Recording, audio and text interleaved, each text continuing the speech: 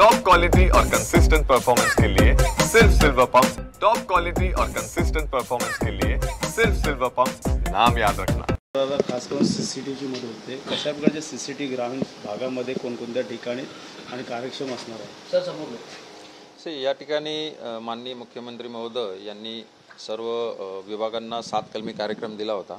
तर त्या 7 कलमी कार्यक्रमांतर्गत पोलीस विभागामार्फत वेगवेगळे इनोव्हेशन्स करण्याचे निर्देश आम्ही सर्व जिल्ह्यांना दिलेले होते।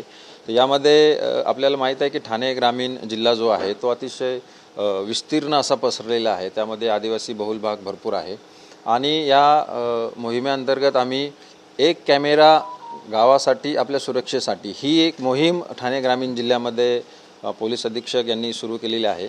तर त्यामध्ये जवळजवळ ठाणे ग्रामीण जिल्ह्यामध्ये जेवढी गावं आहे तर त्या सर्व गावांमध्ये लोकसहभागातून जे कॅमेरे ऑलरेडी लागलेले आहे, तसंच आम्ही ज्या गावांमध्ये किंवा ज्या मार्केटमध्ये अजून कॅमेरे नाही तिथल्या व्यापाऱ्यांची बैठक घेऊन, तिथल्या मंदिर समिती असेल त्यांची बैठक घेऊन त्यांना सीसीटीव्ही कॅमेरा हा आजच्या युगामध्ये किती महत्त्वाचा आहे तर याच्याविषयी त्यांचं प्रबोधन करण्यात येत आहे।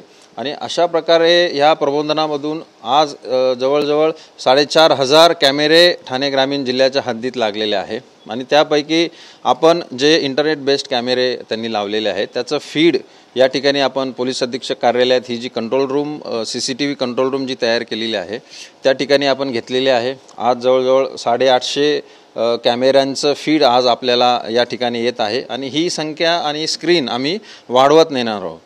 याचा फायदा असा आहे की आज आपल्याला माहीत आहे की आजकाल कोणतीही घटना घडल्यानंतर सीसीटीव्ही कॅमेरा जर तिथे असेल तर ती डिटेक्शनसाठी त्याची मदत होते, ट्रॅफिक मॅनेजमेंटसाठी मदत होते, एखाद्या ठिकाणी जर गंभीर गुन्हा घडला तर त्याच्या डिटेक्शनसाठी सुद्धा आम्हाला त्याची मदत होते। आणि आमच्या इथं जे कंट्रोल रूमला जे प्रशिक्षित कर्मचारी आम्ही बसवणार आहे, संध्याकाळच्या वेळेस मार्केटमध्ये कुठे गर्दी होते का, त्यानंतर कुठे जर चेन स्नॅचिंग झाली तर ते आरोपी कोणत्या दिशेने पळून जात आहे, या सर्व गुन्ह्यांसाठी या सर्व कॅमेऱ्याचं जे नेटवर्क आपण इथं तयार केलेलं आहे त्याची मदत होणार आहे। आणखी किती कॅमेरे लागू शकतो त्या ठिकाणी गरज आहे आपल्याला? नाही, आता जवळजवळ आपण प्रत्येक पोलीस स्टेशन हद्दीमध्ये प्रत्येक गावामधले जे महत्त्वाचे चौक आहे, महत्त्वाचं मार्केट आहे, मंदिरं आहे, त्या ठिकाणी आपण लोकसहभागातून लोकांना आवाहन केलेलं आहे आणि त्याच्यातले जे महत्त्वाचे इंटरनेट बेस्ड कॅमेरे आहेत त्याचं फीड आपण इथं घेणार आहोत। नाही, कॅमेऱ्यांची देखभाल जी आहे तिथलं जे ओनर आहे किंवा मंदिर समिती असेल किंवा सपोज एखाद्या ज्वेलरीच्या मार्केटमध्ये असेल तिथलं व्यापारी असोसिएशन आहे, हे सर्व लोकांनी त्याची जबाबदारी ऑलरेडी घेतलेली आहे। तर लोकसहभाग आणि पोलिसांचा वॉच या दृष्टिकोनातून हा उपक्रम सुरू झालेला आहे। सर, AI टेक्नॉलॉजी बेस्ड हा कॅमेरा आहे का? AI पद्धतीचा हा कॅमेरा बनवण्यात आलेला आहे? नाही, कसं आहे की AI म्हणजे कसं आहे की AI हे डाटा बेस्ड असतो। आज आपल्या संपूर्ण ठाणे ग्रामीण जिल्ह्यातल्या हद्दीतल्या सर्व गावांमधल्या सीसीटीव्ही कॅमेरा लावणं महत्त्वाचं आहे। एकदा तो डाटा आपल्याकडे आला तर AI बेस आपण काही टूल्ससुद्धा याच्यासाठी भविष्यामध्ये घेणार आहोत, ज्या टूल्सचा वापर करून आपल्याला तो जो डाटा आहे तो ॲनालिसिस करता येईल। तर ॲनालिसिसमध्ये सपोज काही तडीपार गुन्हेगार आहे, काही वॉन्टेड गुन्हेगार आहे, त्यांचा आपण फोटो लोड केला डाटामध्ये तर तो गुन्हेगार कुठं कुठं दिसतोय का त्याचा आपल्याला ट्रॅकिंग करता येईल। तर सुरुवातीला हे जे उपक्रम आहे हा नेटवर्क आणि डाटा वाढवण्याचा आहे आणि त्यानंतर आपण त्याचा AI बेस्ड नक्की विचार करू।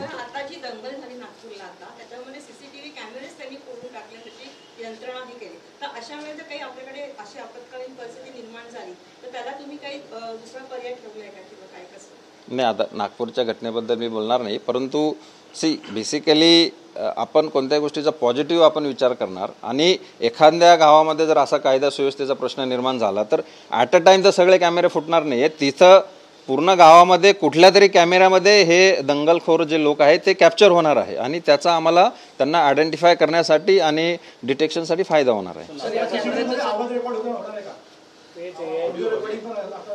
नाही, अजून ऑडिओ बेस्ड कॅमेरा नाही। फक्त आपण इथे या ठिकाणी निरीक्षणासाठी हे केलेलं आहे, परंतु समजा एखादी घटना 4 दिवसापूर्वी घडली एखाद्या दूर ग्रामीण भागामध्ये तर तिचं स्टोरेज नाही, आपल्याकडे स्टोरेज कॅपॅसिटी त्या कॅमेऱ्यामध्ये आहे ना। तो जो कॅमेरा असणार आहे आपण सगळ्यांनी सीसीटीव्ही कॅमेरा बघितला असेल, काही लोक वापरसुद्धा करत असतील तर त्याच्यामध्ये काही सीसीटीव्ही कॅमेरे 7 दिवस स्टोरेज होतं, काही 15 दिवस होतं आणि ते ऑटो राईट त्यामध्ये केलं जातं।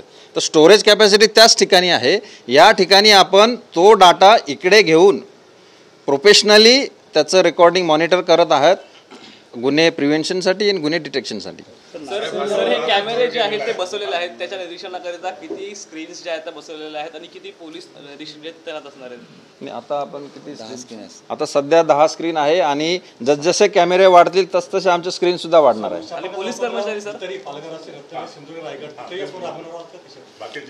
बाकी जिल्ह्यामध्ये सुद्धा ही स्कीम आपण राबवू. काही ठिकाणी ऑलरेडी CCTV कॅमेरे आहे.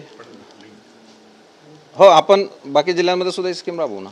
तर नागपूरप्रमाणे कायदा सुव्यवस्था राखण्यासाठी आपल्याकडे कशाप्रकारचा अलर्ट घेण्यात आलेला आहे? नाही, तो वेगळा मुद्दा. आपण आज याच्याविषयी बोलू. ग्रामीण भागात क्राईम रेट कशा प्रकारचा कमी झालेला आहे त्या संदर्भातली काय माहिती? नाही, कशाबद्दल? क्राईम रेट आपला जो आहे तो ग्रामीण भागामध्ये फार कमी झालेला आहे. पाहायला गेलं तर क्राईम रेट जास्त वाढतो, त्यामुळे पोलीस दल देखील मोठ्या प्रमाणात वाढावं लागतो, त्यामुळे क्राईम रेशो कमी झालेला आहे. नाही, ग्रामीण भागातलं क्राईम रेट कमी झाला असं मी नाही म्हणू शकणार. आमचा मेन उद्देश काय आहे वरिष्ठ अधिकाऱ्यांचे, की जी काही तक्रार आहे ती तक्रारदाराची तक्रार तात्काळ त्याची दखल घेणे आणि त्याला तात्काळ न्याय मिळणे ही आमचा उद्देश आहे. त्यामुळे जर कुठं जर क्राईम कमी झाला असेल अशा ठिकाणी वरिष्ठ अधिकाऱ्यांचं जास्त लक्ष असतं की इथं काही बर्किंग होतं आहे का. तर तशा पद्धतीचं जर काही आम्हाला ॲनालिसिस असलं तर आम्ही आमचं इंटरनल करेक्शन त्यामध्ये करत असतो.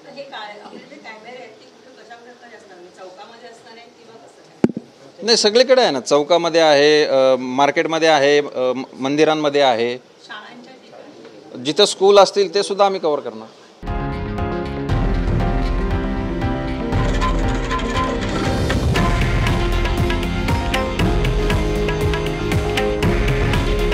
हे आहे देशातील नंबर 1 न्यूज नेटवर्क आणि आपण पाहत आहात TV9 मराठी. काळजी तुमची, हित महाराष्ट्राचं.